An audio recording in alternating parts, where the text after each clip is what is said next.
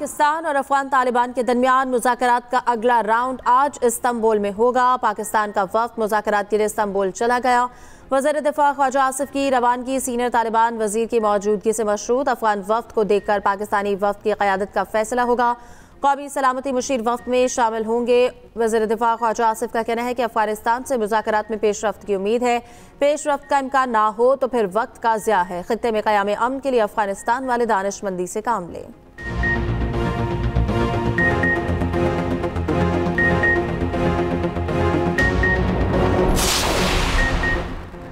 अमरीकी सदर Donald Trump का ज़हरान ममदानी की तारीख पर फतह पर यू टर्न। न्यूयॉर्क के नौमुंतखब मेयर से ताउन का ऐलान।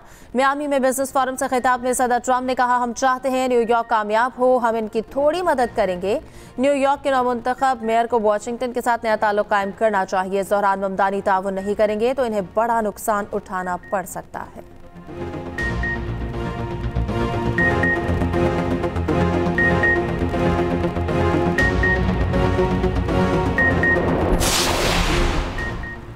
हुकूमत का 27वीं आईनी तरमीम 14 नवंबर को कौमी असम्बली से मंजूर कराने का फैसला। वज़ीर आज़म का 27वीं तरमीम पर इत्तेहादियों को एतमाद में लेने का फैसला। MQM वफ्द को मुलाकात के लिए आज वज़ीर आज़म हाउस बुला लिया।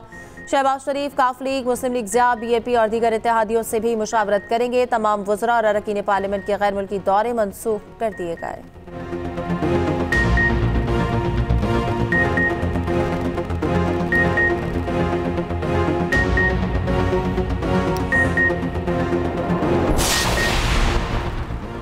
जुमे को 27वीं आईनी तरमीम का मुसवदा सामने आ जाएगा। वफाकी वज़ीर एहसन इकबाल के लंदन में मीडिया से गुफ्तगू। कहते हैं कोई ऐसी तरमीम नहीं लाएंगे जिससे आइन की बुनियाद कमजोर हो। 27वीं आईनी तरमीम शफाफ तरीके से होगी।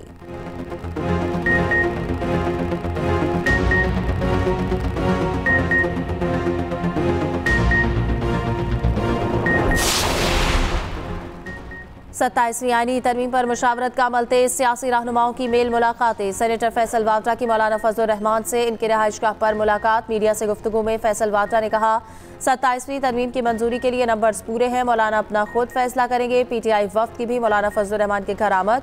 मुलाकात में 27वीं तरमीम पर मुशावरत। मौलाना फजल रहमान का कहना है कि इस मामले पर पूरी अपोजिशन की मिलकर मुतफ़क़ा राय बनाएंगे। 27वीं तरमीम पर MQM की भी बैठक। खालिद मकबूल सिद्दीकी कहते हैं कि आईनी तरमीम पर खुद हुकूमत से राब्ता किया है।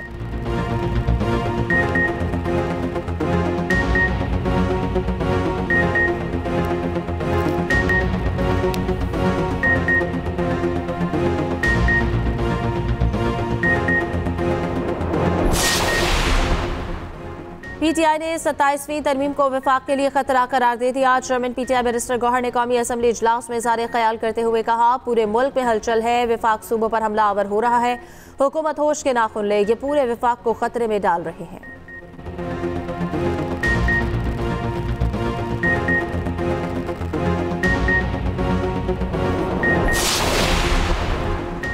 लाहौर समेत पंजाब के मुख्तलिफ शहरों की स्मॉग विवाद से कमी। कई इलाकों में तेज हवाओं के बायस सूरत हाल में बेहतरी आ गई। लाहौर आज दुनिया के आलूदा तरीन शहरों में 6ठे नंबर पर।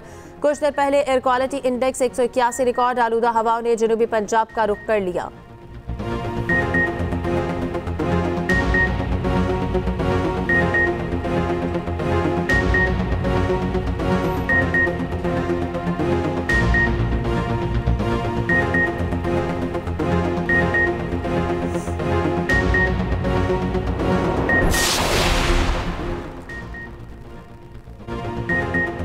वज़ीर आला पंजाब का COP30 कॉन्फ्रेंस में शिरकत के लिए आज ब्राज़ील रवानगी का फैसला। मरियम नवाज ने एक्स पर पैगाम में कहा, पाकिस्तान की नुमाइंदगी करने पर फ़ख्र है। पंजाब की मौसमियाती तब्दीली और जंगली हयात के तहफ़्फ़ुज़ को आलमी सतह पर ले जा रही हूँ।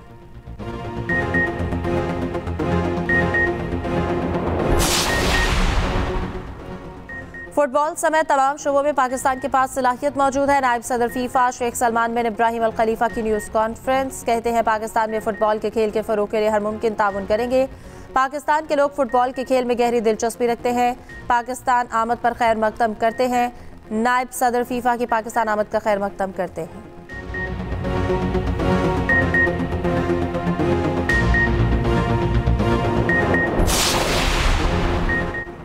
रावलपिंडी में नान भाइयों की हड़ताल का दूसरा रोज। शहर भर में तमाम छोटे बड़े तनूर मुकम्मल बंद। शहरी परेशान। तनूरों की बंदिश से छोटे होटल्स, रेहड़ी बारों के कारोबार भी मुतासर।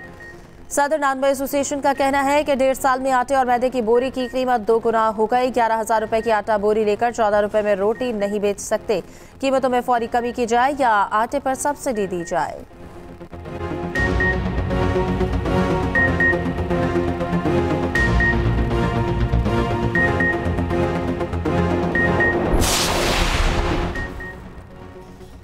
इस्लामाबाद में गुज़श्ता 24 घंटे में डेंगू के 10 नए केसेस रिपोर्ट हुए। 7 केसेस दही और 3 शहरी इलाकों से सामने आए। मुख्तलिफ अस्पतालों में जेर इलाज डेंगू मरीजों की तादाद 44 हो गई। डेंगू सर्विलेंस टीमों ने मुतासर इलाकों के दौरे और हॉटस्पॉट्स की निशानदेही की। डेंगू फैलाव की रोकथाम के सख्त इंतजाम, कार्रवाइयाँ और अवामी आगाही मुहिम जारी।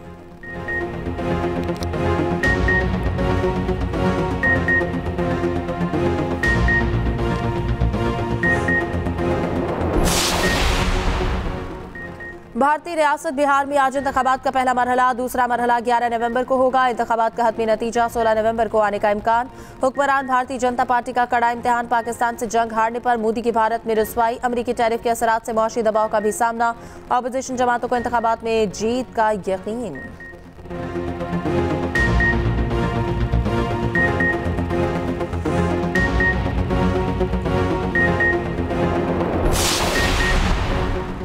छह नवंबर 1947 डोगरा फौज की जानिब से कश्मीरियों की नस्लकुशी की याद। आज लाइन ऑफ कंट्रोल के दोनों एतराफ कश्मीरी यौम शहदा जम्मू मना रहे हैं। कत्लेआम से कबल डोगरा फौज के मुसलमान सिपाहियों को बरतरफ कर दिया गया था। जाबिराना कत्लेआम में डोगरा फौज के साथ राष्ट्रीय सेवक सिंह भी शामिल थे। 2 हफ्ते तक जारी रहने वाली कत्लेआम में 2,37,000 कश्मीरी मुसलमान शहीद कर दिए गए।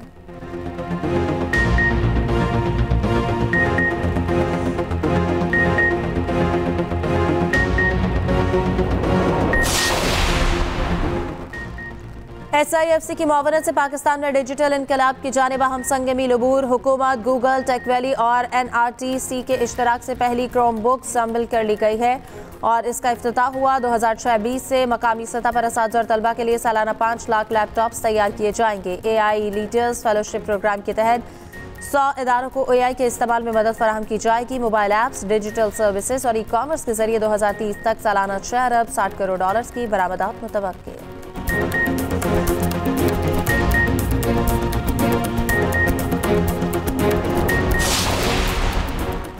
तालिबान रजीम में आज़ादी सहाफ़त दम तोड़ गए। सहाफ़ी शदीद खौफ का शिकार। अफगानिस्तान में आज़ादी सहाफ़त का गला घोंटा जा रहा है।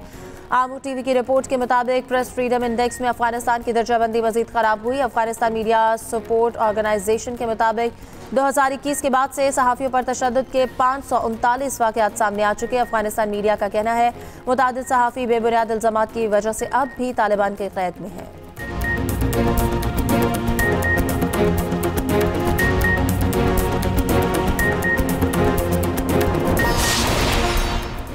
और पाकिस्तान और जनूबी अफ्रीका के दरमियान दूसरा वनडे आज खेला जाएगा। फैसलाबाद स्टेडियम में दोपहर 3 बजे शुरू होगा। पाकिस्तान को सीरीज में 1-0 की बढ़तरी हासिल।